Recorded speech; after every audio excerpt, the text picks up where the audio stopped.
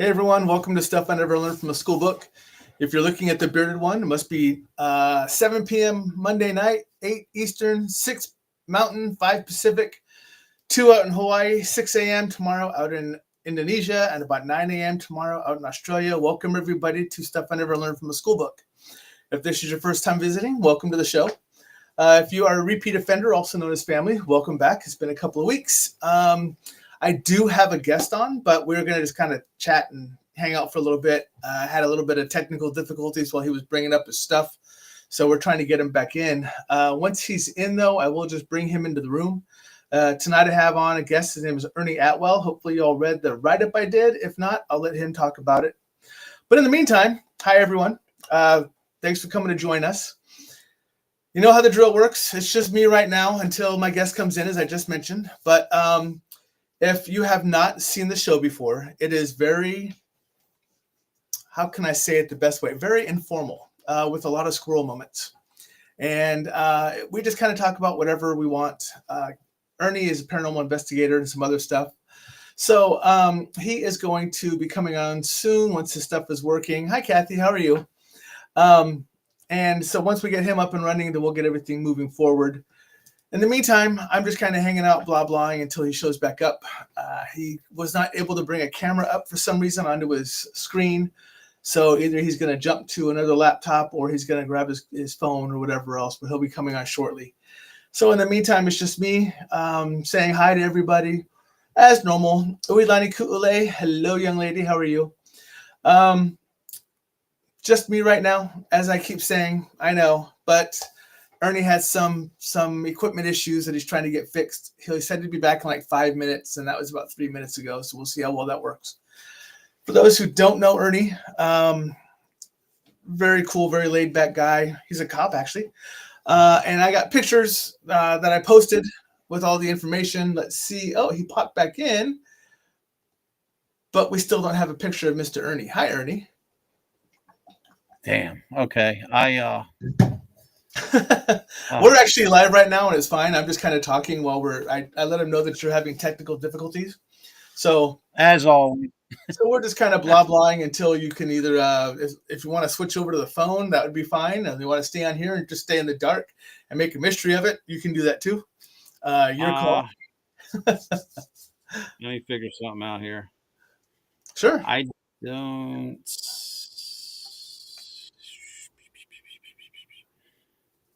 All right, I got the link on my other phone. Okay. I have to run upstairs real quick. Sure. So we'll be here. I'm gonna shut it back down and give me a few minutes. All right, sounds good. All right, thanks, man. Bye. Well, that was Ernie. Now he's gone again. Nope, nothing special for Halloween. My wife will be going over to her brother's to go do we do a haunted garage that he's been running for 11 years now. He's going to do it for one more year. All of his kids are starting to get grown and out of the house and everything else.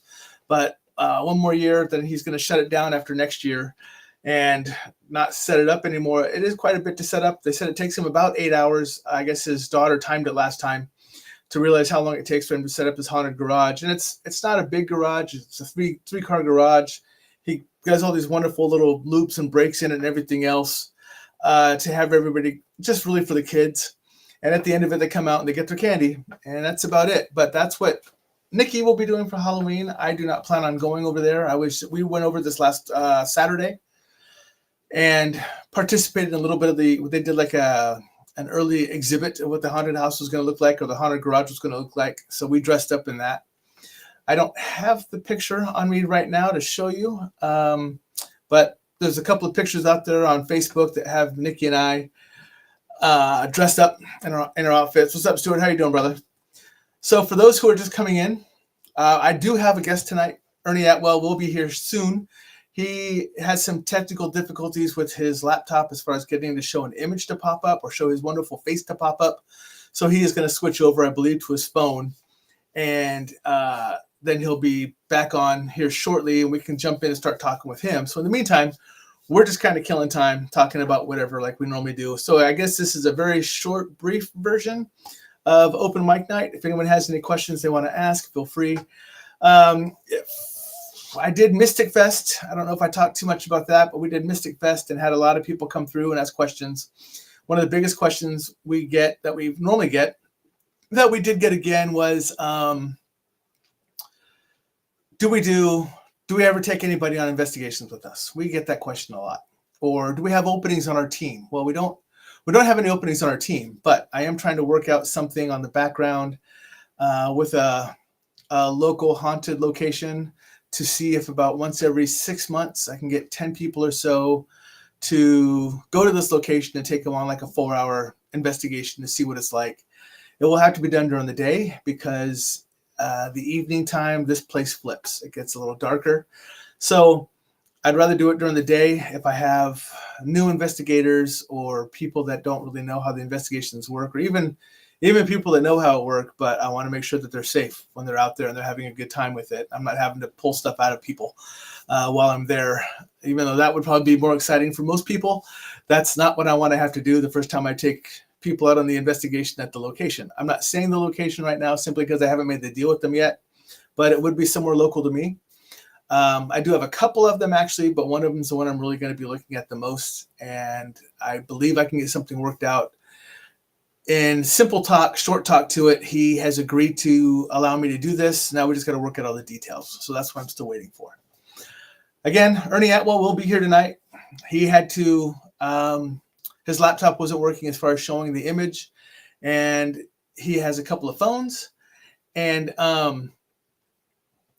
he is trying to get one up and running that has a link on the show so we can actually get out to it. So Uilani says she's been going out with Joe Punohu, who is the owner of Hawaiian Hauntings. If you're not following Hawaiian Hauntings, I would give that a big shout out because Hawaiian Hauntings is a fantastic location to be following, because he also does, he does kind of historic tales about paranormal, but he also just does historic tales about Hawaii, which is really cool. Him and Uilani Ku'ule, if you can't tell by her name, are native Hawaiians, so that's where they're from, and they have all the really good, rich background. So for her to go on these investigations with Joe, like they did when they were nice enough to take me along when I was out in Hawaii, is really fantastic. So if you would really want to follow a nice, a really good show that gives a lot of the information that you probably won't hear anywhere else, go ahead and follow Joe Punohu at Hawaiian Hauntings. And she said, we had a night, the warriors came out around us where we took you. That's fantastic.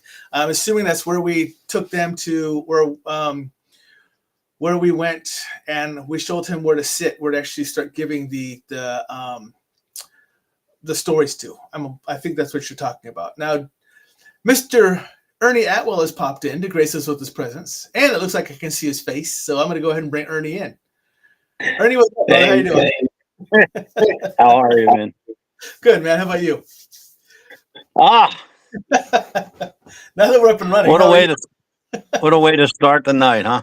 Hey, I was just sharing stories with them, and everything else, and representing some other locations where people can go out and check out some good information.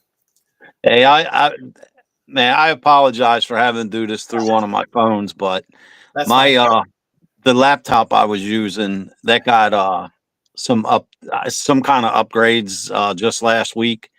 okay. And I haven't used the camera since. So I don't know if that had something to do with it. I tried to call my computer, my technician guy, but he didn't answer. So I just have to, for some reason, God wants me to use my phone tonight. Hey, so. is there a way for you to turn your phone sideways? Would you be able to do that? If you turn it sideways, it gives you the full image of us. You'll cover the whole image out. Yeah, I don't think it's clipped. Oh, there we go. It does. Absolutely. Is that better? There you are. There you are. How you doing? So Uilani Ku'ule from Hawaii saying hello. Nikki said hello, which is my wife. Oh, hello, Nikki. Stuart is saying hello as well. So so normally what happens, I normally give you this feedback before we come on the show, but since we're doing it live right now, I'll go ahead and let you know how this is going to work for us. Very informal, very no time limit. We just talk until we talk. There you go. if someone brings up a question or says something that I feel is of importance, I will click on it. And that way I read it out, because there's a lot of people who are partaking in the show, but they're not watching. They're normally listening, they're at work or they're somewhere else. So if I read it out and we answer a question, at least they know what we're answering. They're not just like, what the heck are they talking about? Where did this come from? Right. Rosie's saying hello. Miss Rosie's saying hello. Stuart says you love the lights. Kathy's saying hello to you as well. So I normally like to, I'm going to do the same thing. I'm going to ask you to do me a favor. Sure. For those, there's a lot of people who don't read the breakdown I gave of you. Mm-hmm. They just look at the pretty picture of the two faces up there and go, okay, these are the two people on at Monday at 7:00, and I'm just going to show up at that time. So they don't read the background I write up on you. So do me a favor, introduce yourself, tell them who you are, what you do, and how long you've been doing it. My name is Ernie. Buddies with Tom. I started investigating the paranormal about 9:00 this morning. That was a joke. That was a joke. It was 10. It was 10. We had breakfast first. I was having problems with my camera, so I was set for 9, but it didn't start till 10. Now, to get to, I'll make it as brief as possible. When I was a young child, I was born and raised, and still am, very strict practicing Roman Catholic. And just like probably most of your viewers, you know, my brother and I were like them spooky kids that liked everything Halloween all year round. You know how that goes, right? It's like it's a lifestyle, not a season, right? Right. Absolutely. So, always enjoyed at about age 9. I became, excuse the expression, but a book nerd. I love to read. I still do. You know, I got like 10 books I'm reading right now. You know what I mean? But I always had this fascination with spirituality and like angelic visions and things along those lines. Now, you have to figure, going back when I was a little kid, it was the early 70s. Okay. Yep. So that it wasn't paranormal wasn't an everyday word. You couldn't click on one of your 2,700 channels and most of them having a ghost show. It was kind of like you had to dig for something, more or less, if you wanted to research something, you know, along those lines. So I was big on every Saturday going to the local library, and you would have to check out your books for book reports and all that stuff. But I would always gather as much information as I could on hauntings and sightings and angels and demons and murders and just everything spooky. Well, I kept that research up all through my childhood. Anything I could get my hands on. Remember the other night, Tom, we were talking about the Velisca house? Right. Yeah.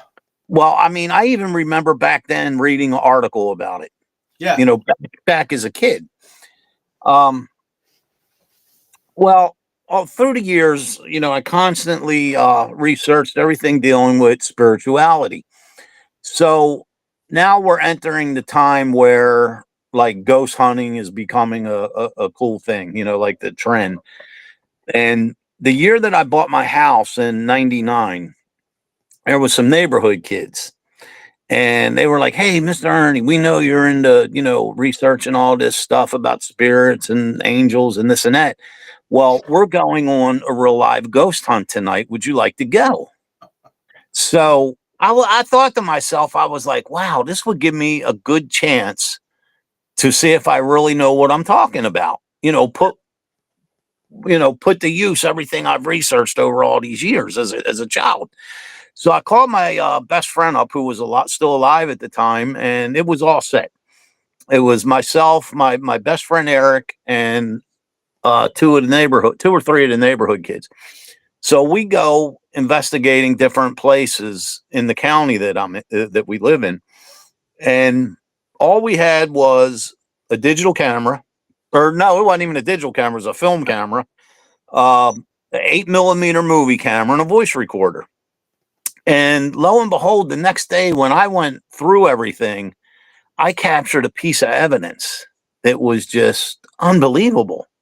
So that kind of really sparked my interest, which caused me to go out and, just investigate on my own, try to get into places, like everyone does when they start out.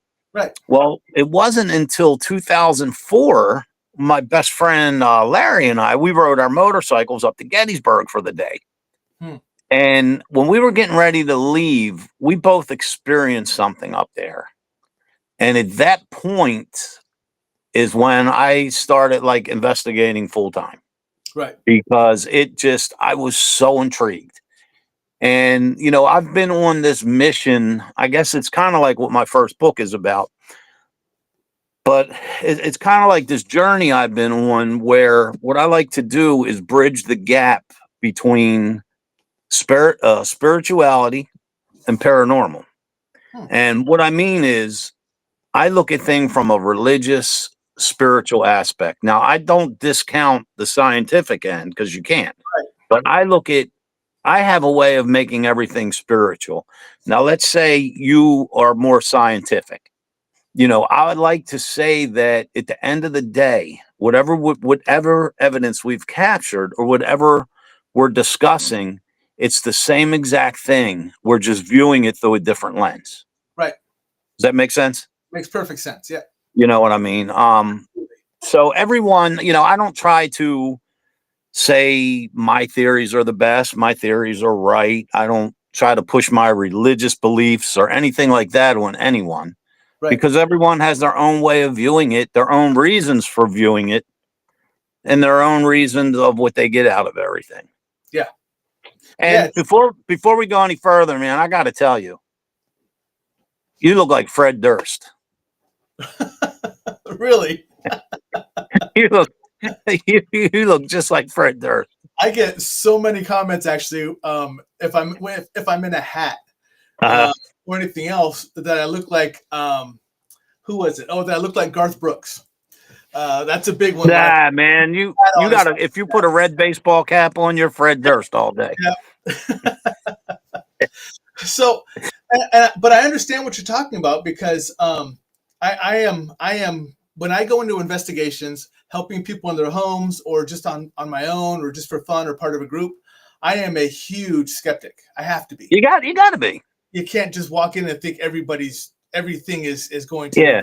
You can dismiss a lot of things. I like to refer to myself as a skeptic that believes in ghosts.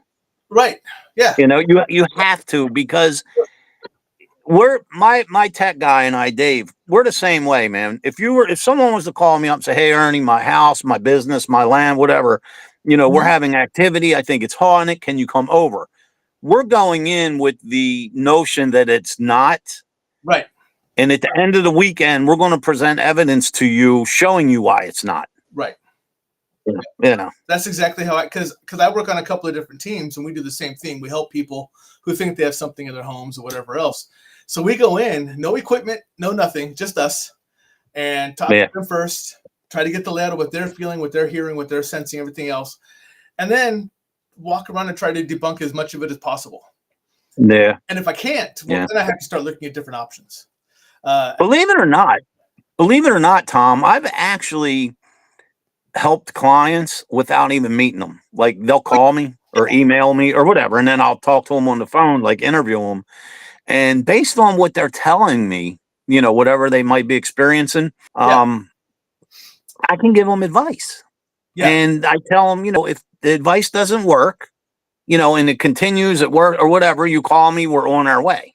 Right. But a lot of times, and I wrote about it in one of my books. I had this lady contact me, and this is where my religious experience come to help me.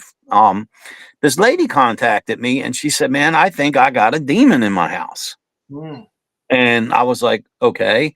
And she's Yep. like, I've never experienced anything before. I know nothing about this, but I think I have a demon. And I said, okay, well, tell me exactly what happened. And she said, one day I was in the kitchen baking and I was cleaning up.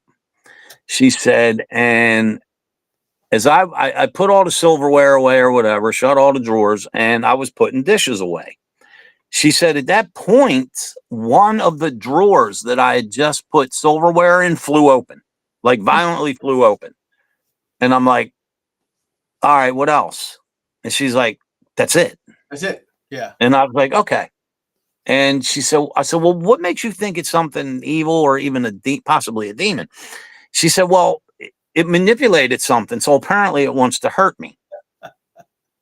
So I told her, I said, is there any significant dates coming up?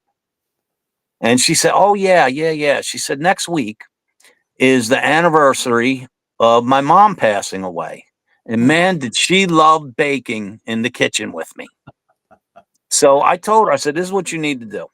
I said, I don't know your religious beliefs. I'm not going to ask you your religious beliefs. I said, but when you go to bed tonight, I said, talk to your mom. Talk to her. I said, actually, when we hang up on the phone, talk to her now. Include her in what you're doing as if she's still there. Let her know she's not forgotten and how much you miss her. I said, and then when you do lay down tonight, whether you believe in it or not, just say a prayer for your mom that she's happy and that she's where she wants to be.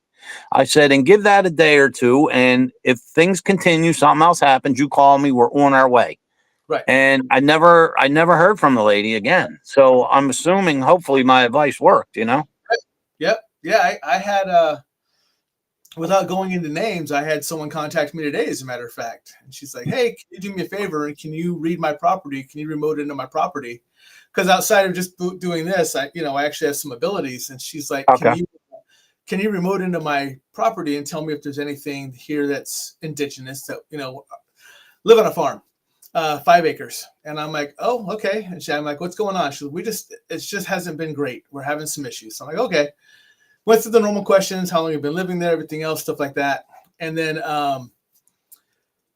went ahead and just did something simple. Said, well, if you're feeling uncomfortable, and you want to put your mind at ease, I go, just simply do me a favor and take little pieces of tourmaline, go out to every single corner of your property, bury the tourmaline, and then also bury an offering for tobacco, and let me know how it goes. So, and that'll take care of you. You know how that works. And so I'm waiting to hear back. But she said as soon as she did it, everything kind of went to a complete calm. Oh, good. And I was like, well, that's good. That's and so yeah. So it's the same thing. People contact me all the time saying, hey, Tom, I got a question. Can you do this? Will help me with this? And the great thing that you and I both have the wonderful ability to do is we know that if we don't have the ability to do it, or we're just not sure, we have people we can turn to ask. Oh yeah, absolutely. So that's what's nice there. So how many books do you have out? I currently have 3 out, and 4 is coming very soon. Can you do me a favor? I want people to have the chance to go out and oh, you know what? I put this up here for a reason. So let me get this up and moving. So anyone who wants to know anything about you, on the bottom right now scrolling is your site. It's www.paranormalinc.net.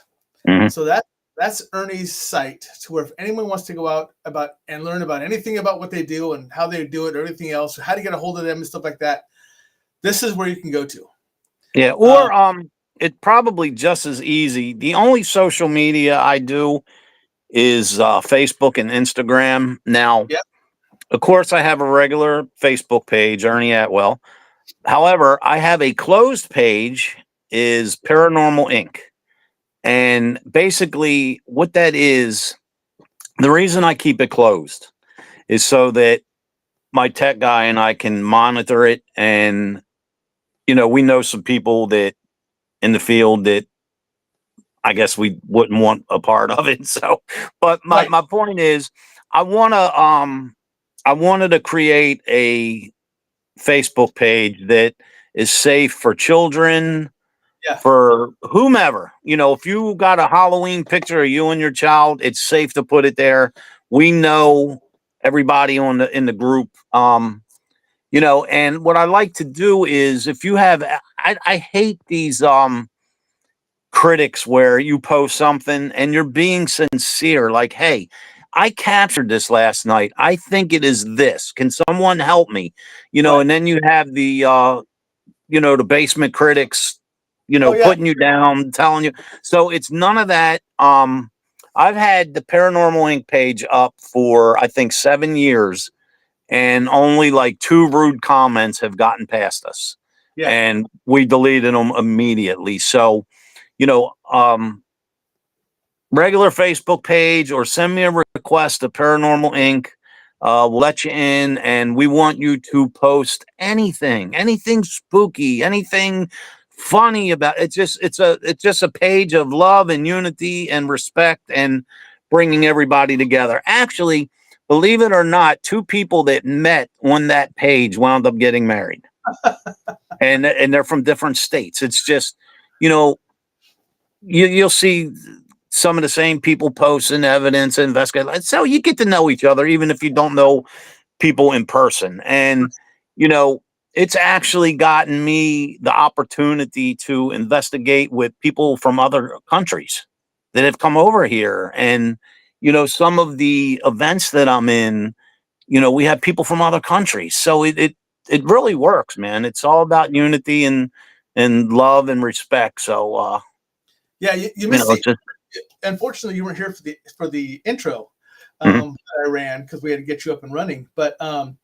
there's actually people on here. In fact, this wonderful lady right here, who I am bringing up, her name is Ajang Sardi. She is actually from Indonesia. oh, Um, wow. she's been following me since I first started out on another site, and I That's left so cool. and I started working on my own. But she's out there, and we've had people come in from the UK and all over the place too. So Yeah. this is Yeah. what I call my paranormal family. You And got to. that's who they are. I mean, and if, Jason Combs is actually piping in after missing for a month, out traipsing around. But he's saying, "Hey, hello again, Ernie from Pent Paranormal." So he's popping in to say hi. He's been missing. He actually gives us an explanation. Missing, been MIA, spent a month in the haunted canyon behind Red Rock, and it was Oh, awesome. wow. So that's where Wow. he's been hiding out at. But he's one of the ones that come on to here. But And go real ahead. quick, the other side, I'm on Instagram. So Oh, yeah. Facebook and Instagram, just find me, and you know. Yeah. So I'm going to let this run all night while we're on the show. Plus, it'll run Uh, on because this is recorded as well as everything else, so people will be able to go out to it whenever they want. But I was able, just so you know, I was able to go out to your link, and you have the Facebook banner up there. I was actually just able to click on the Facebook banner and jump me out to you. So I was able to find you on Facebook. If people don't want to remember Ernie Atwell at Facebook.com or anything else, you can go out to this link, the paranormalinc.net, and click on Facebook there, and it'll take you to you. yeah. So that's nice too. So people have different ways of getting a hold of you. All right, now that that's running, you have 3 books right now, working on your 4th. Do me a favor, give us a breakdown of what the books' titles are and a little bit about what they're about. When I started doing the uh like the seminar lecture circuit, and doing a lot of podcast and radio interviews, I had several people that I work with in the field. They're like, "Man, you need to write a book." And I kind of like laughed it off, like, it's something I always wanted to do as a kid. I really did, because it was a joke with my grandmother.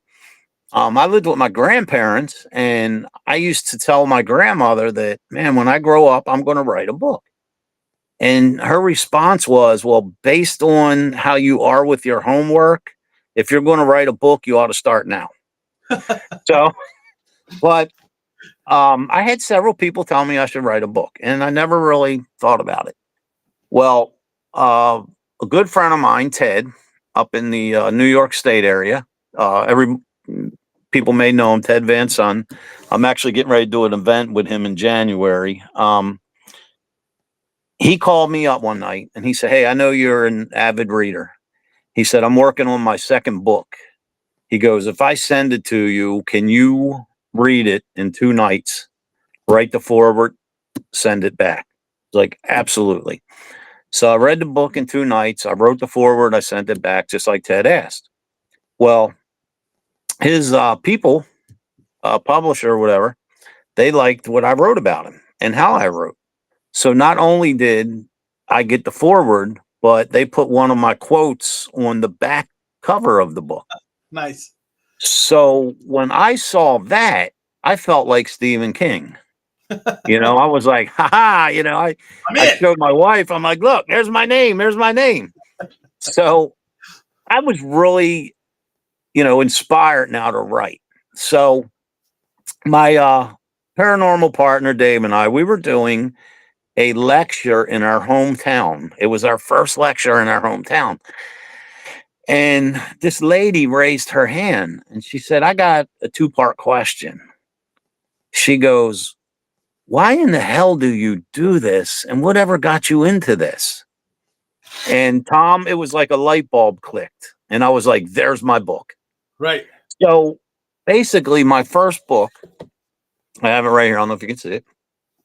It's called Paranormal, My Chosen Journey. Yep. Basically, what it is, it's a timeline of my life, starting in the early 70s, things that my family experienced, things that I experienced, and a lot of my theories on spirituality and, with the paranormal.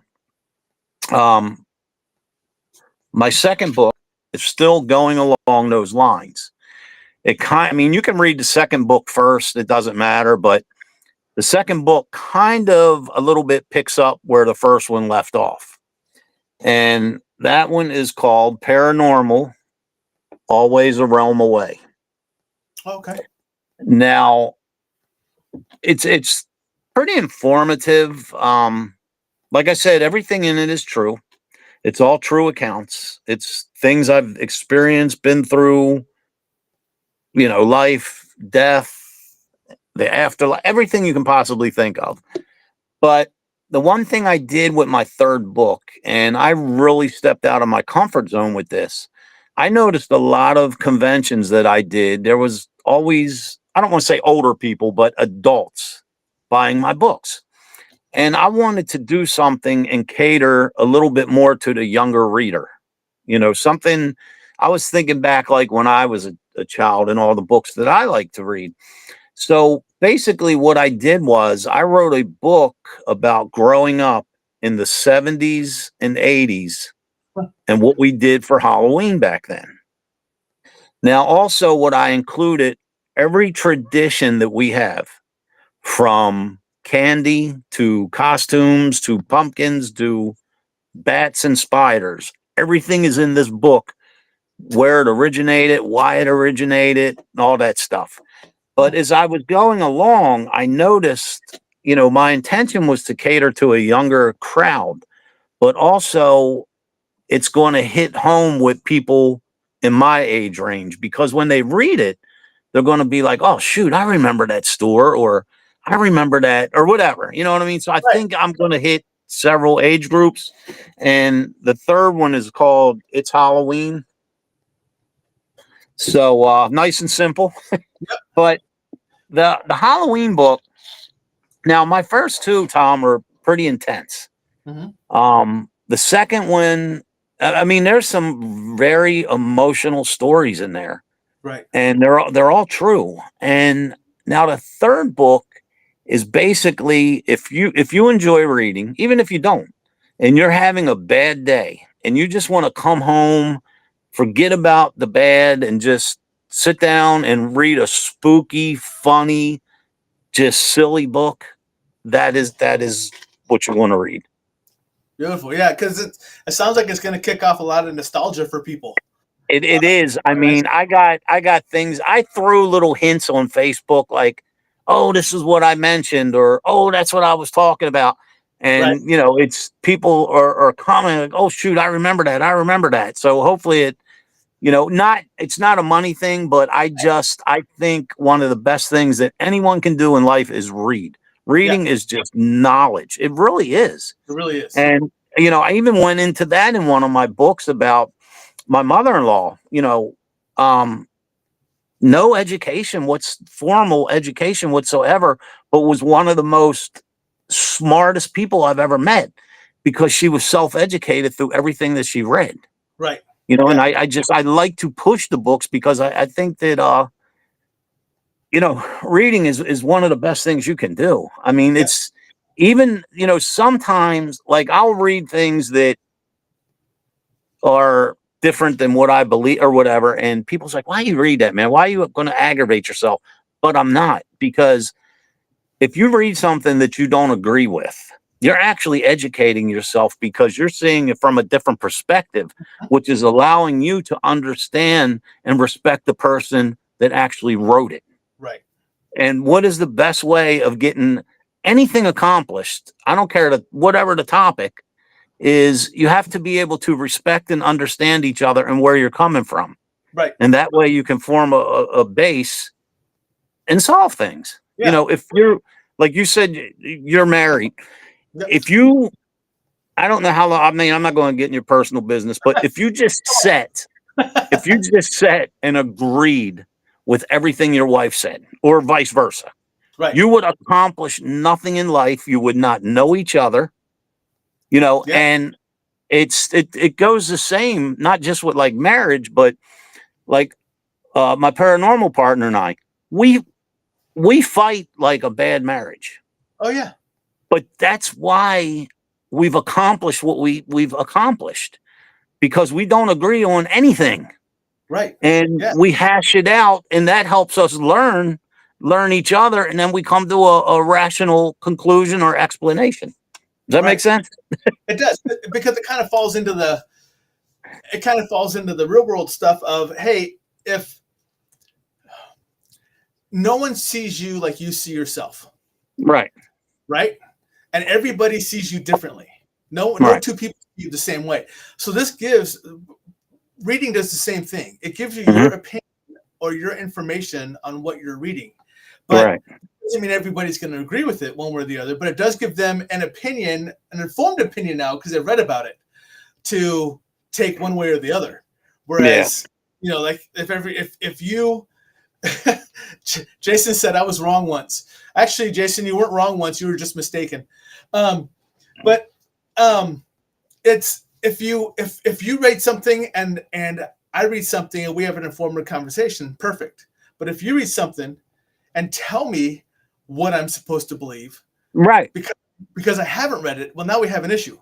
Right. You know, Right. and that's how that falls in a lot of things. And when you talked about you and your investigating partner button heads, that's how a lot of things get worked out, because you're seeing And it from two see, different sides. it's funny you bring that up, man, because like my first two books, very intense about paranormal. But here's the thing, and I've had a lot of people bring this to my attention and tell me this. This is what everyone that read my books really enjoyed them. And this is one of the reasons why. Based on your beliefs, Mm-hmm. your morals, your experiences, at the end of each chapter, you get out of it based on what your beliefs are. It's not that Ernie wrote this book saying, this is correct. This is my theory. My theory's right. This is what you experienced. It's not that. Right. I just throw it out there. And when you're done reading, whatever it is that you believe in, that's the conclusion you're going to get. You know, Yeah, does that make sense? it does. And I think that's one of the biggest issues, whatever you want to call it right now in the paranormal field, is there's too many people popping up saying my way's right, I'm an expert. Yeah. No, you're Yeah. not. And see, here's the thing, man. Let me tell you, and I know I know this is petty, and I don't mean to be petty. I mean to be humble and educate, Mm-hmm. so to speak. But I have an issue with people that consider themselves an expert. Right. I do too. And the reason I say this is because we all have our own beliefs, we all have our own theories, and we've all had our own experiences. Mm-hmm. However, this field has not been proven. Right. Exactly. So how can you be an expert in something that's not proven? Right. And a best example I can give is back in the day when I was a young man, for a period of time, I fought in professional karate matches. Hmm. I was considered a professional. Mhm. However, I was not an expert because I did not master the style in which I was fighting in. Right. The same if you're a professional bowler. You Right. can be a professional bowler all day long. You're not going to be an expert because you're not going to get up there and roll a 300 game every single time, Right. Yep. you know? And I Yep. just think that, if everyone just be humble, man, and listen to each other and respect each other, because you don't realize, whether you agree with someone or not, you're always going to learn something, and the fortunate thing with investigating the afterlife is, I've been investigating regular now for what, 20, no, yeah, 21. Well, '04 is when I started regular. 21. Yeah, 21 years.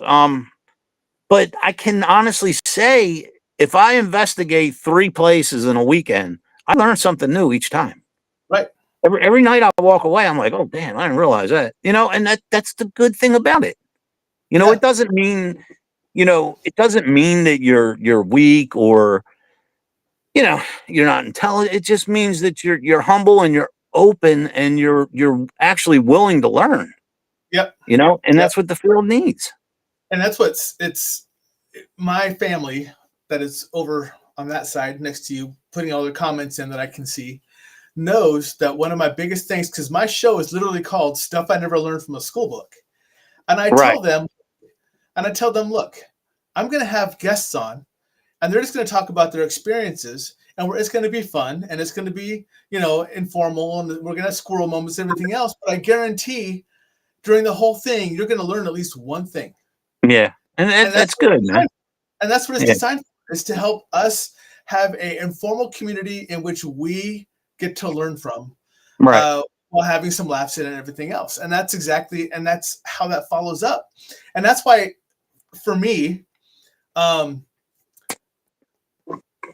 having different abilities, I always call myself a practicing intuitive, because I will never be an expert in anything. I will always be learning as old as I am, and as old as I continue to get. That's what it is. And that's what a lot of people, that's what frustrates me in this field, is that there's so many people that identify themselves as knowing more than you do, or being Right. experts in the field, or doing it. Yeah. Fantastic. But like you said, be humble about it. Right. Just don't post it as the big neon sign saying, expert, come talk to me.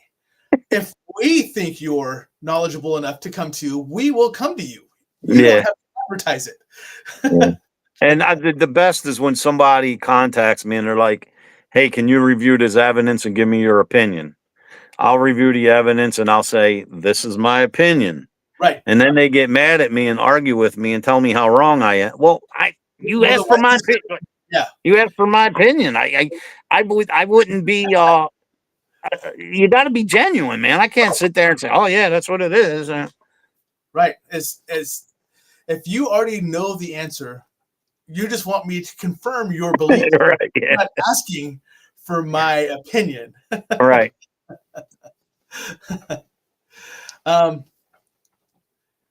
Oh, sorry. So Jason was on my show earlier. He goes, I have to go back and watch our show again. Man, we were squirreled left and right because we went everywhere in conversations. So, Oh, that's what we had.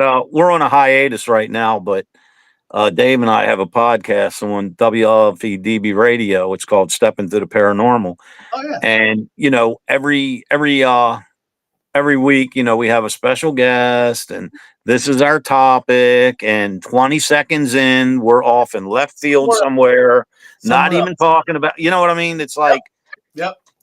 Yep. I had like one of my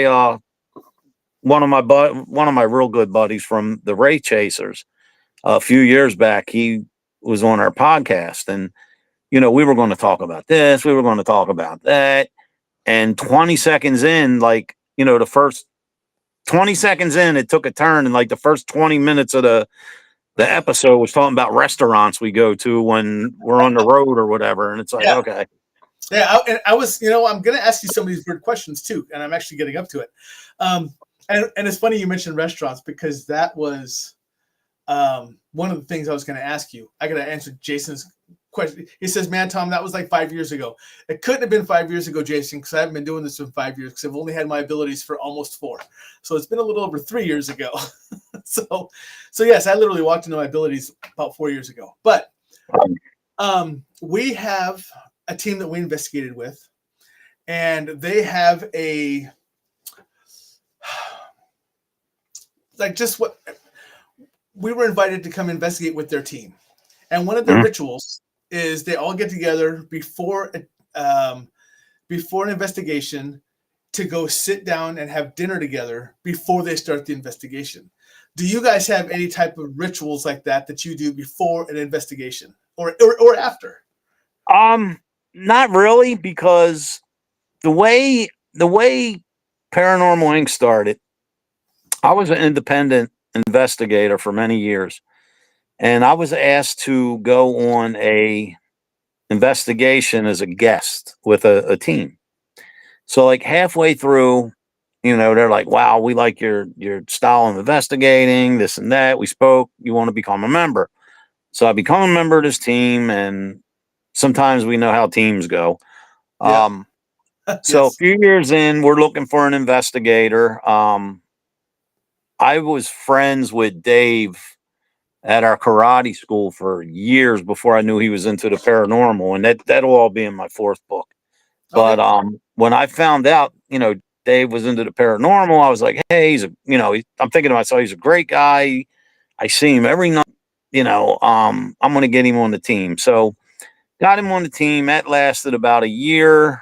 Things kind of started, you know, people started butting heads. I kind of wanted to go in a different direction.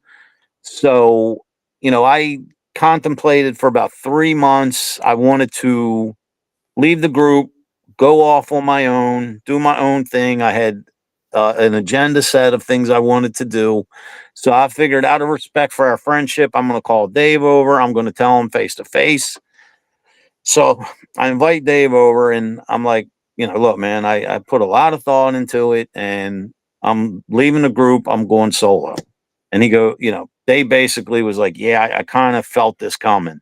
Yeah. He goes, but based on your technical skills, which I proved tonight to your live audience, he said, based on your technical skills, you're going to need a tech guy. So if you're leaving, I'm leaving with you. This will be a 2-man solo project. And that's how Paranormal Inc. was born.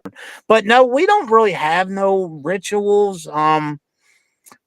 It really depends what state we're headed, if we're there for something else and somebody contacts us, or what our schedules look like and we have to meet up somewhere. So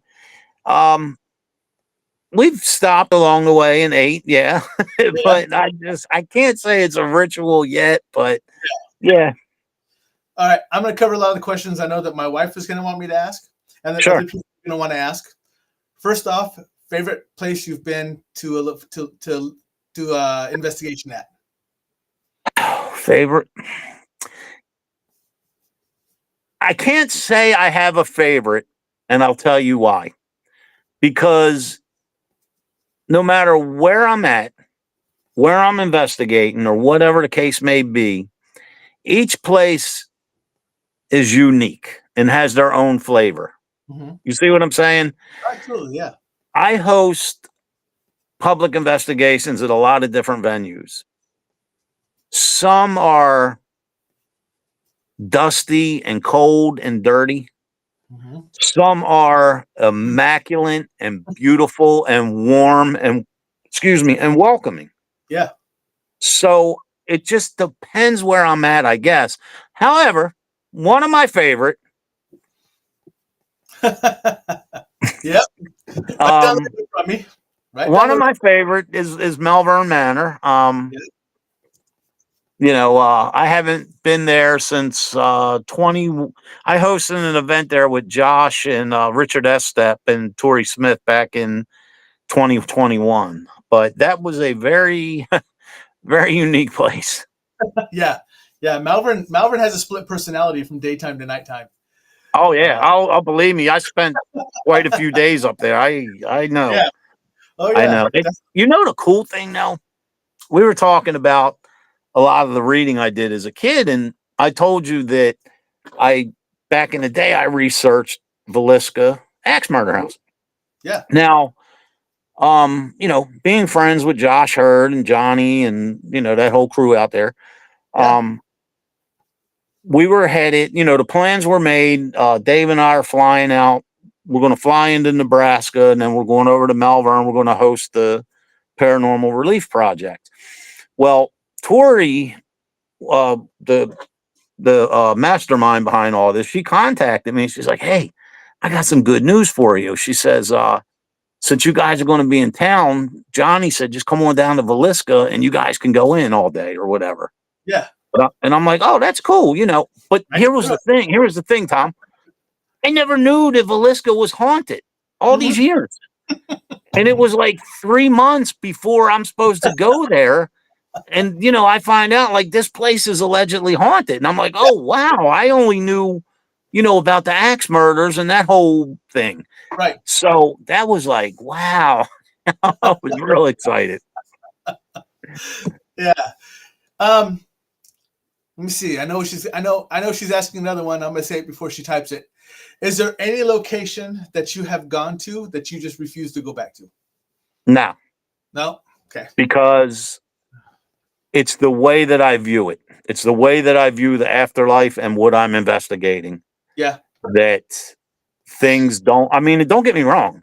I've been to places where I thought I was having a heart attack, stepped outside and I was fine. Fine. Yeah. I've but it's how I view it, that because I get asked all the time, like, aren't you scared? Or we'll notice like before a public investigation, you'll go through by yourself. And why do you do that? But it's how you view it, man. Right. But no, no, any place I've been other than Malvern, I've been multiple times. So yeah, unless it was of course, like a residential case, but right, yeah. I don't really count those because that's normally a one and done. For the most part. Normally you can solve that just by something simple because they all yell demon and then you realize no, it's not. Calm down.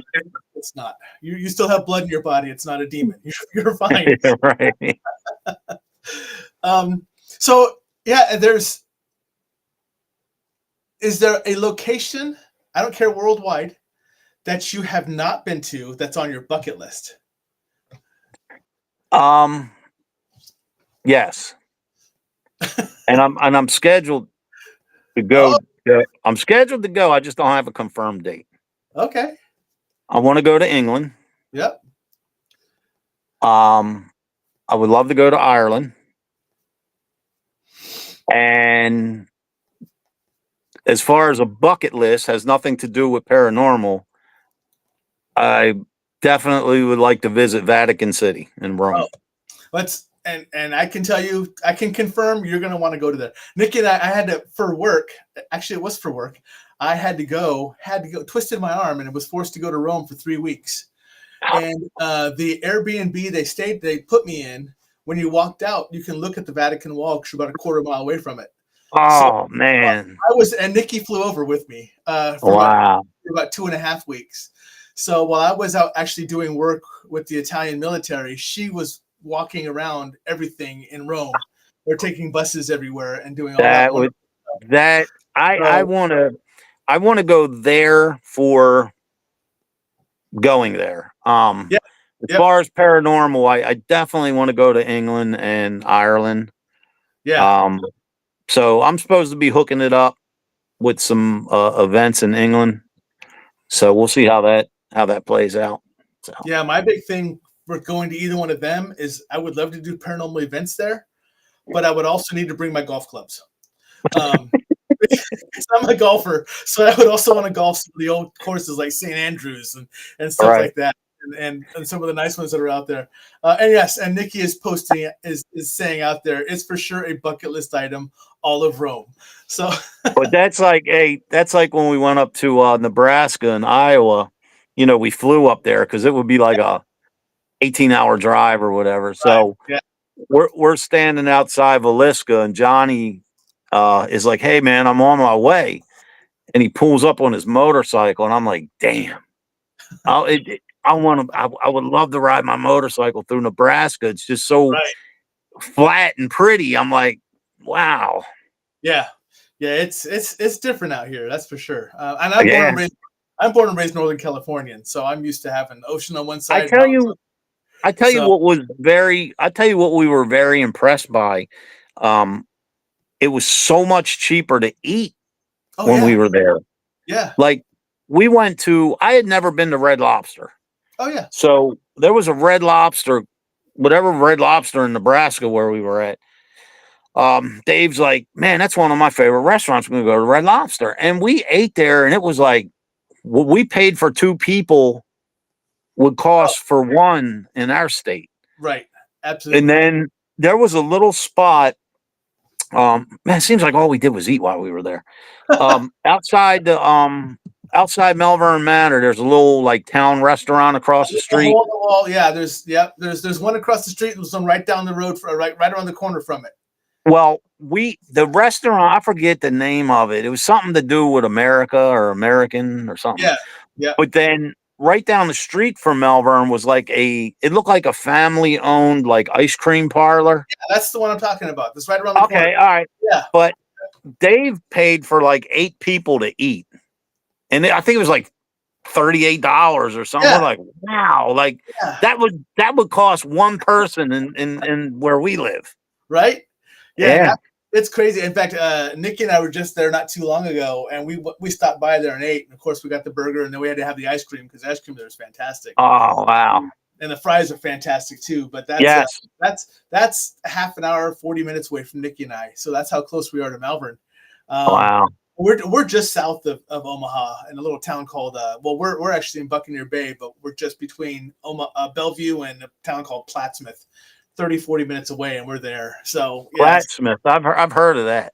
yeah, it's a little tiny hole in the wall place. But Yeah, it's I've actually heard of that. yeah, it's pretty nice. Um, surprisingly, for as small as it is, it has in the state of Nebraska, it has some of the most wealth per capita in this little tiny town of Plattsmouth, which you would not think that at all, but that's what it is. So Right. Eight Fingers saying Tied Up Tavern. He's asking if that's the one. I don't know if by that name. When I was there, it was called something else. I don't remember what it was. Actually, hey, you know what made me? I just thought of this, man. Um, on the back cover of my first book, Yeah. there's a picture of me, Oh yeah. and that was actually taken in Malvern Manor. I don't know what made me think of that. That's awesome. When when you guys investigate, Mhm. do you have as I know this is another question that someone's going to want me to ask. Do you have a favorite piece of equipment to use that you're just like this is the one? If I have to go investigate something, this is going to be the one piece of equipment I'm definitely going to have on me. I do. I have one of the. I'm sure you know what it is. Some people may not, so I'll explain. I have one of the lifetime recorders, voice recorders. Yeah. So what happens is, you see on all the TV shows, you run your voice recorder, you ask your questions, and then later you're at home like this, listening to hear if you picked anything up. Yep. Well, the recorder I use, I plug my headphones in. So, like, why Tom or whomever would be asking questions, if we get a response, I can hear it live as it comes in. Yeah. Nikki and I have one of those. Yeah. That's normally what she uses. She normally plugs in and sets up with the headset and See, walks around. don't get me wrong. I understand all the technology and all the gadgets and gadgets. I get Yep. it. Yep. But I like old school techniques, man. I like a camera. I like a voice recorder. I like something that can be moved easily or whatever. Yeah. Of course, using the equipment. What I try to do, I don't like using equipment that was made to catch a ghost. Right. I like equipment that has a primary function that can be used in right. investigating the afterlife. Right. Yeah. A thermometer, EMF detector, what do you call it? Oh my gosh, the FLIR camera, Oh yeah. Yep. things that have a purpose. Yeah. Yep. And that's how a lot of it's funny because a lot of people, when we set up a table, when we do a little show, like whenever we go to the conferences, the Mystic Fest, wherever else, we set up all of our equipment or a handful of our equipment, and everyone's like, "Oh, do you use these? Is this what you use?" And the answer normally comes out mostly from my wife is, "Well, we use Tom, but this is just to confirm what he's feeling or seeing or sensing."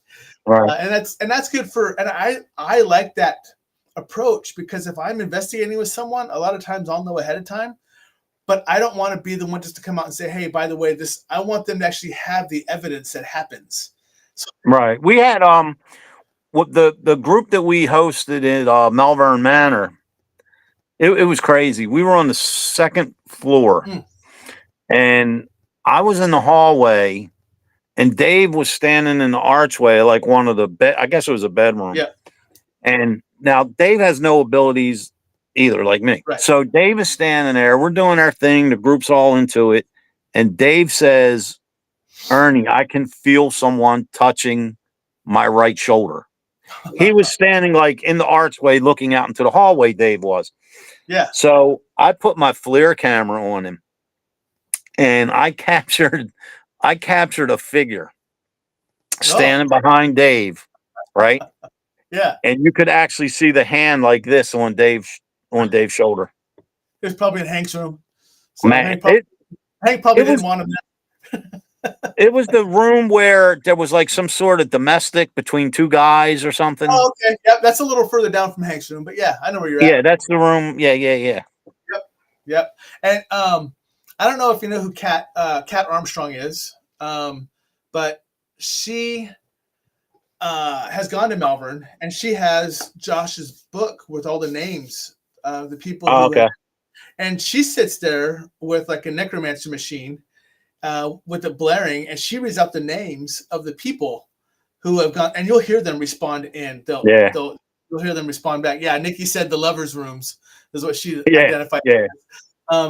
But she'll get responses by reading the names out, like they're getting recognized and recognition for living there. So they'll respond out through the necromancer box, which is cool. So if you decide to go back there at some point, and you let me know, and I'm going to visit you. But I would take equipment where you can get the immediate answers too, because you get those answers pretty quick when you start using that book. And he has a copy of the book there that you can read through, which is kind of nice. Eight Finger says, "Last time I was there, I caught a whistle on cam." I will tell you also, up in Inez's, the little girl's room at Malvern, Nikki was sitting there, and a huge investigation party had gone through for the weekend, and she's sitting in the room talking to the little girl. Now, Nikki's a teacher, so kids come to her with everything, and she's very good with kids. But she's sitting in the room, and I'm out in the hallway, and we're the only two that are there. And she has her voice recorder, or her camera going, actually. And she's just kind of recording on our camera. And she's like, "Hi, Inez. I'm Nicole. I heard you had a lot of people come through. I bet you're really tired. You probably need a nap, don't you?" You couldn't hear it with my ears, but when we played it back, you hear the little girl go, "Yeah, I'm really tired." And it's in a little girl's voice. Yeah. And that was awesome. So I tell you what, Tom, I tell you what's unnerving. Since I've lived in my house, we've had activity. It's nothing malicious, malevolent. It doesn't happen on a daily basis, but every so often something just reminds me that it's here. So like we were talking about, I have my basement, where I'm in my basement right now, and it's kind of like what's that? So am I. It's kind of like a museum. I collect toys, Yeah. and I have different sections. And anyway, but I have my two haunted dolls I on was gonna display. I was Yeah, gonna bring on display down here. So one night I was sitting down here. My wife's 2 floors up in bed, and I'm just sitting here in the dark watching television. yeah. And I hear this knocking. So I'm like, oh shit. So I get my real time recorder, and Yeah. I'm sitting in the pitch dark. And I was like, I'm gonna just let it go for a few minutes, and I'm not gonna say nothing. So a few minutes go by, and then I said, hey, who was responsible for that knock or whatever? Right. And I heard a little girl giggle, right? I heard it come through. So one of the spirits with one of my dolls is allegedly like a 12-year-old girl. Mhm. So I go over near the dolls, and I'm like, Sandra, is that you? Did you cause that knock? I'm speaking like I was talking to a child. Right. And Tom, I still have to go through it. I get a full blown conversation. Like I can't make out what this kid's saying, Yeah. but she's just talking up a storm. And I'm like, holy cow. But because it made me think of that when you said about a kid. About But Inez. Yeah. yeah, that's unnerving in the dark at 1:30 in the morning in your house, and you hear a little girl, and there's no one here but my wife and I. Yeah. It's But I've actually been in the back of the basement, like folding laundry or something, yeah. and I will hear a little girl laughing, Hmm. and I'll stop, I'll freeze, and I'll listen, and I can hear like this mumbling and laughing, and then as soon as I step into the room where the dolls are, it completely stops. Yeah. So, Yeah. It do was you know? Let me ask you this. sure. She's in Iowa. Um, one of my dearest friends, and she's been to Malvern quite a few times. Do you know Dr. Rebecca Foster? Uh yes. Okay. Absolutely. Yep. When you talk to Rebecca again, ask her because we do events together. Ask Okay. just I won't give you no info, but ask her about Ernie's doll and Yeah. listen to the stories that she tells you. When we were coming out to Broadhead, um when we were heading out that direction, or where are we heading to? We're heading out to Wisconsin. Mhm. Um, when we were heading out there, we actually stopped and saw her at Oh wow.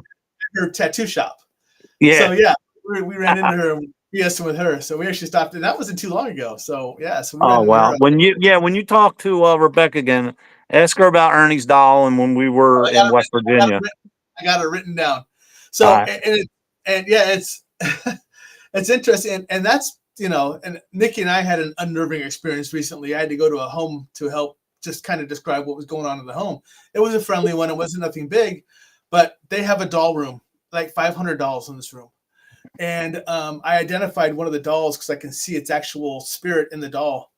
And I kneel down and I look at it at one point. I've already been talking to it for a little bit, so I know it's a little boy and everything else. Well, Nikki's standing by me, the owner's standing by me, and I kneel down and look dead in the doll's face. And I go, "You can blink." And it blinked. Nikki saw it. The owners saw it. They're like, "What the hell just happened?" I'm like, "The doll just blinked." And they're like, Wow. "That's unnerving." And I'm like, "Yeah, but it has the eye ability. Like the dolls that you lay down, their eyes just close. Yeah, yeah, And yeah, yeah. but it's standing up. And it's a boy about 3.5 feet tall. And I see it smile and then it blinks. And Nikki goes, "Did that just blink?" And I go, "Yeah." She goes, "I thought that was my eyes. Like I blinked." I go, "No, it blinked." So it freaked them out too. So yeah, we're used to seeing stuff like that too. Wow. So I know we're a little over an hour, but I want you to do me a favor. Sure. You have your first event of 2026 coming up, and I want Yes. you to talk about it. And while you're talking about it, I'm posting That that is up. it. That is So it right there. That is myself and Mr. Jack Kenna, who was on Haunted Case Files. We will we it's this is a little different than normal. What we're doing, every year, usually myself and Ted Van Son and Jack and Chris DeCesare, we'll do a lecture at some point. One or two lectures we'll do a year up that way. We're working on getting Chris, but with the release of his new Netflix series and all, he's kind of top. So we're trying to get Chris on board for this lecture. That's my point. Right. But what we are doing is, instead of a nighttime, we're going to do hey, let's come have lunch with Ernie and Jack, and then we're going to, present our lecture. Very cool. So yeah, it's going to be in Avon, New York. Really cool little town up there. Like I said, I'm usually up that way like twice a year. We're at Rochester Parafest, and then I'll go back and do one or two lectures. But this is going to be a lot of fun, and it's the first one of the year. And hopefully it's not too cold, because Ernie don't like the cold. Tell him to dress warm. So, but if for those that know Jack, or maybe not, Jack is a true pioneer in this field. He's been on a few of the shows. He was one of the hosts or stars of Haunted Case Files a few years back.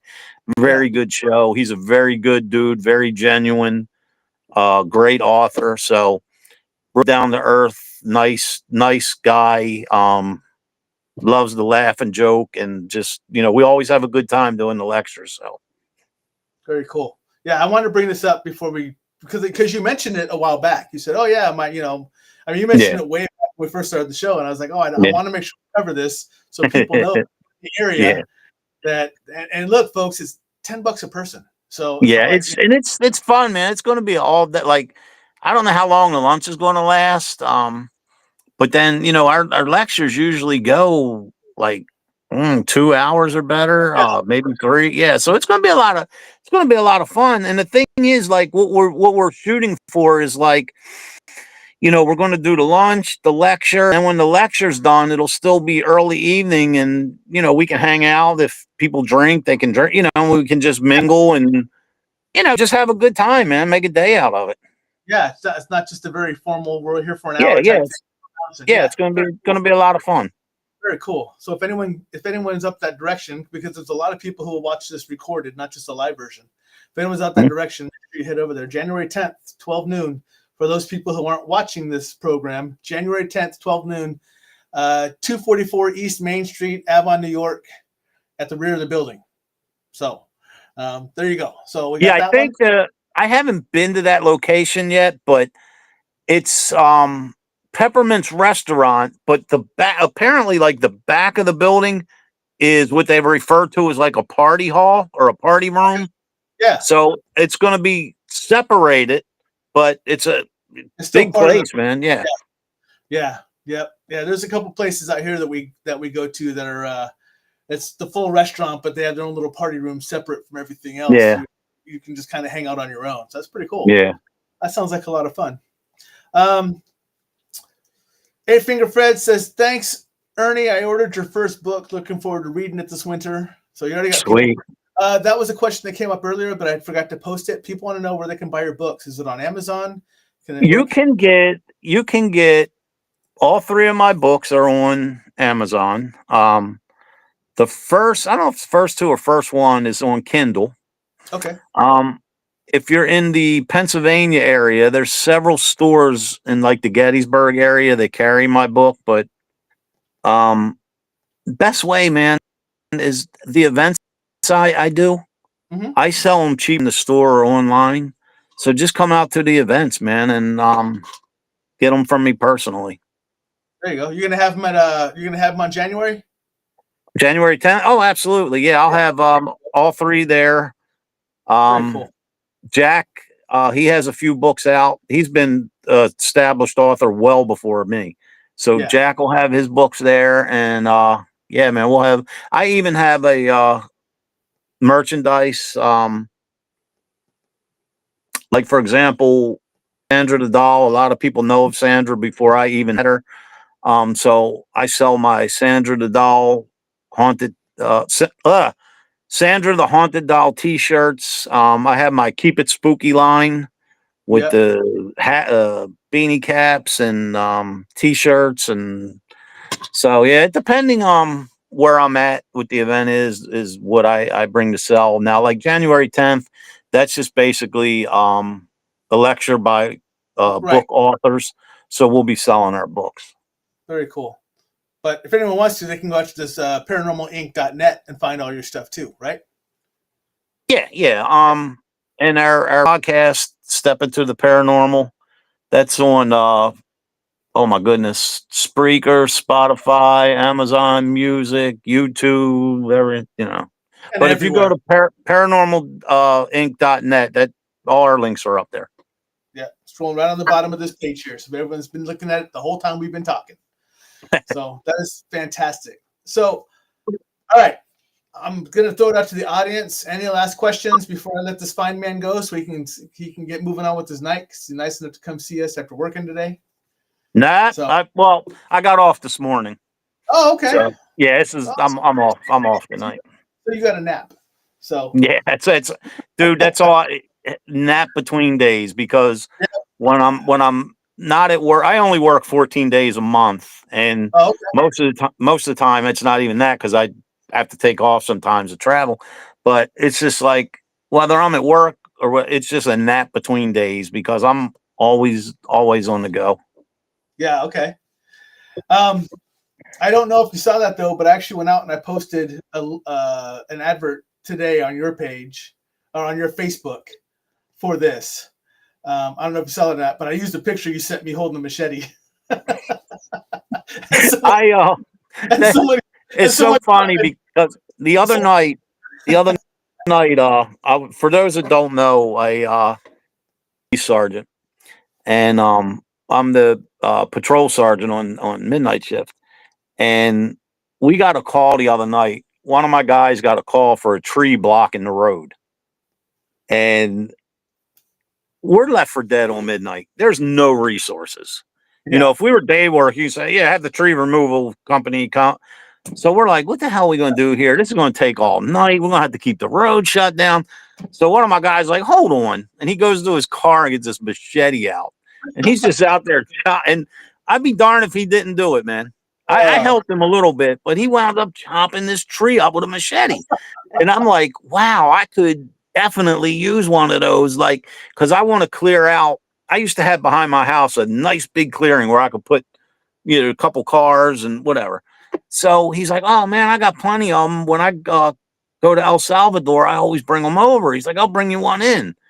So I was telling my wife, I'm like, yeah, because we got these big things in our garden that go around our house. And every year I chop them down. Every year they grow back.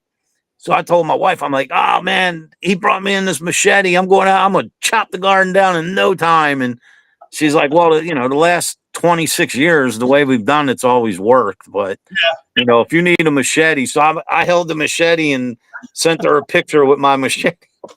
Well, and it's funny is that the comment I got on it was, I own that same machete. When I posted it. So it must have been a Christmas present from him or something. I don't know, but Oh, good. But yeah, so we did have a question. Eight Finger Fred is saying, I am investigating Beatty Mansion over Halloween. And any tips for areas to investigate? Says, I'm planning on the kitchen and the basement. Where is it? I don't remember where Beatty Mansion is. I know Nikki will remind me because I think we've actually been there. But I don't quite remember off the top of my head where it is. Or, Fred will let me know if I know. Right. But yeah, unfortunately, I don't remember it. St.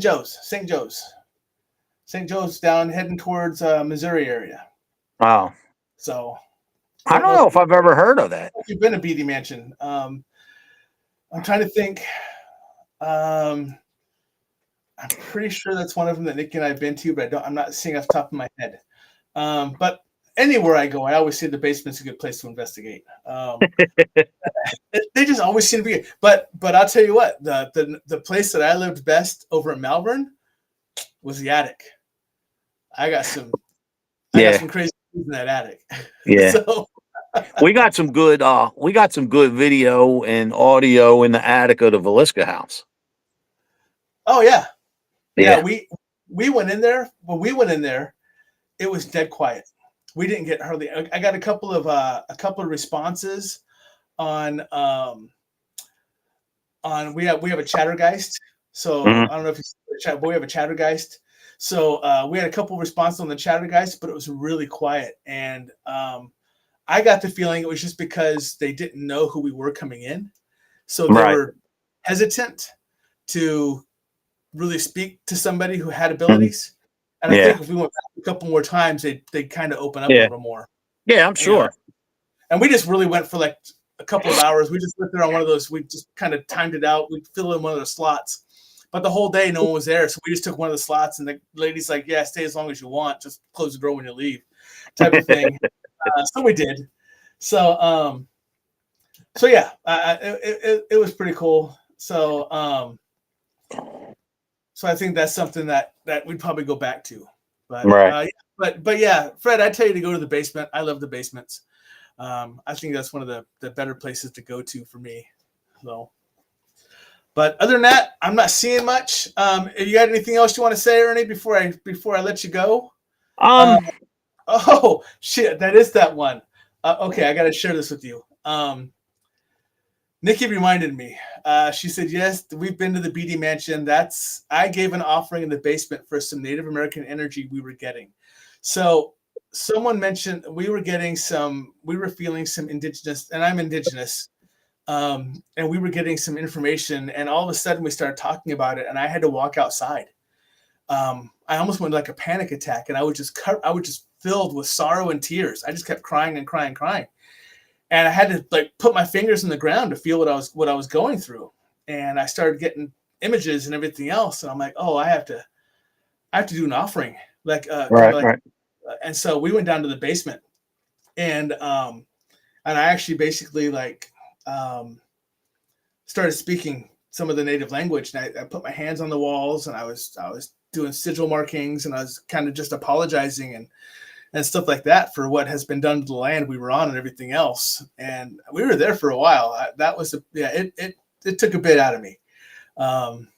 It was very emotional. It just overwhelmed me as soon as they started doing everything like that. I was like, whoa, that was one of the more insane ones that I've dealt with.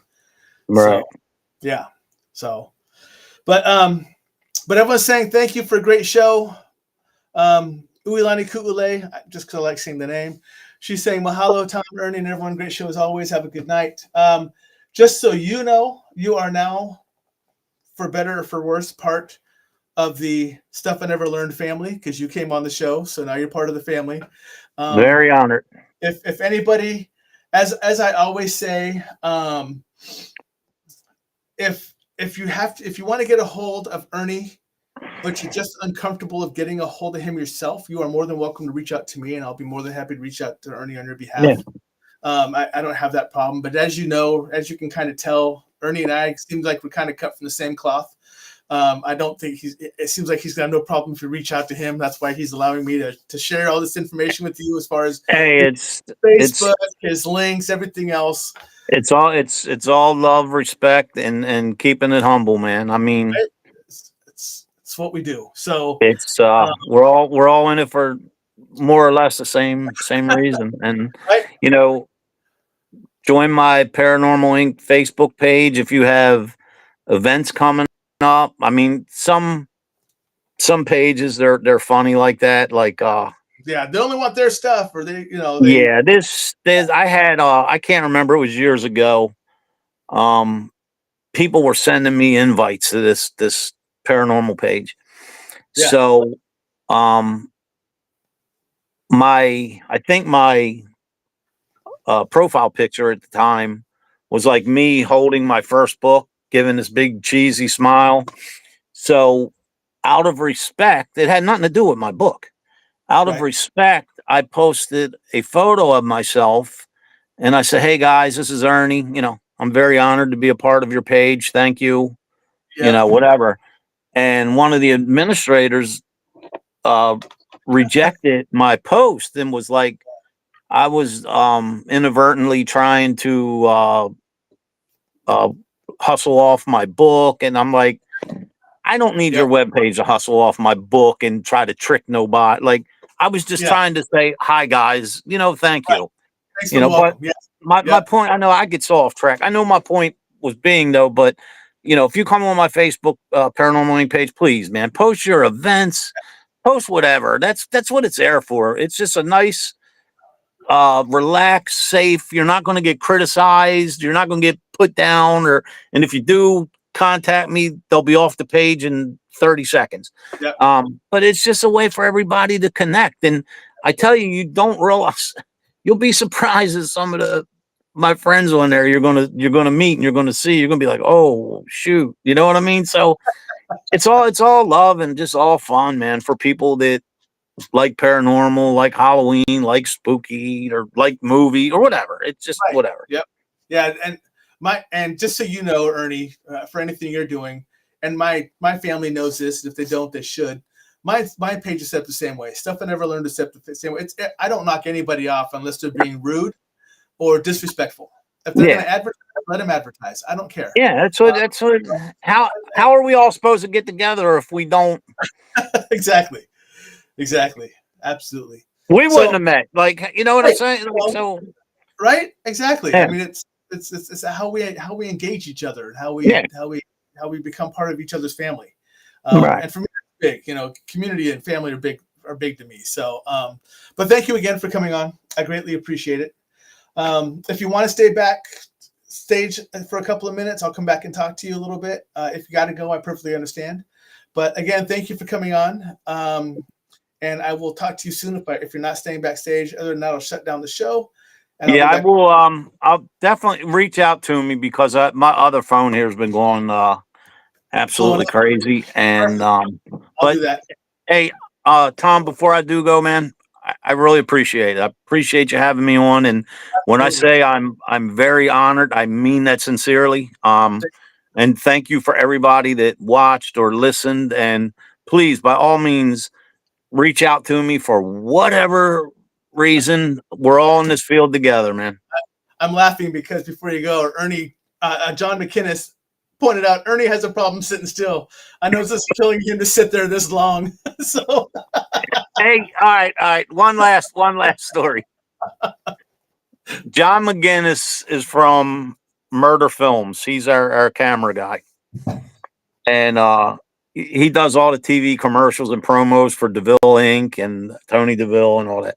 Perfect. So when I did a lecture for my first book in my hometown, and I do, man. I pace. I do too. Stand still. So John filmed my entire 2-hour lecture. And when it was done, I was like, hey, how was it, man? How you think it's going to turn out? He's like, man, it was like filming a effing tennis match. Because ask Dr. Rebecca. We were doing a event, and it was either Virginia or West Virginia. And she did a lecture, and then I was up after her. And when I got up to, they hand me the microphone, they're like, Ernie, you need to sit down. You got to sit down during the whole. And I'm like, all right. So what I did was I turned my chair backwards and leaned on it. So, but I don't know, man. I've always been like, I'm so fidgety. Like, I used to get in trouble when I was a kid. My grandmother used to say, Ernie, please sit your ass down. You're going to wear a hole in the carpet. Like, I've always done that. I don't know why. That is awesome. I'm the same way, though. I have to tell people, you can't give me a microphone because I'm not going to stand there and hold it. I have a loud enough voice that I can walk through and you're going to hear me. It's fine. I want to get one of them. I'm gonna get one of them stepper apps on my phone and see how many steps I take in a day. That's awesome. Well, again, so as John is telling me, I need to let you go so you can get up and run laps or something. So again, I'm getting ready to take my dog. I'm getting ready to take my dog out running in a little while after the baseball game's over. You're gonna be dragging your dog back because you're gonna want to keep going. Your dog's be like, "That's enough. That's enough. I'm tired now." That is awesome. All right, brother. Well, I appreciate you coming on. Much love, and knowing what you also do outside of this. Stay safe. Sure will.